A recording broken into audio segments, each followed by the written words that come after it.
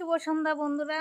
তো রাত্র 7:30 বেজে গেছে, এই মাত্র বাড়ি আসলাম। সকালবেলা তাড়াহুড়ো করে রান্না করে রান্নার একটা ভিডিও ছেড়ে খেয়ে দিয়ে স্নান খাওয়া দাওয়া করে চলে গেছিলাম সারাদিনের জন্য। এই গরমে দেখো একদম নাজেহাল হয়ে এসেছি, কারণ প্রচুর প্রচুর গরম পড়ছে, খুবই কষ্ট হয়েছে আমার। তো যা হোক, কালকে আমি গতকালকে তাড়াতাড়ি একটু দেরি করে গেছিলাম, তাই একটা গ্রামে আমি কাভার করতে পারিনি, তাই আজকে ওইটাও গিয়েছি। আর আমাদের পাড়াতে গেছি, তার জন্য এতটাই দেরি হয়ে গেছে আর এতটাই আমার কষ্ট হয়েছে। কারণ বেরিয়েছি কিন্তু 11টার দিকে বেরিয়েছি, আর এই মাত্র বাড়ি আসলাম। দেখো 7:30 বেজে গেছে, 7:20 বেজে গেছে।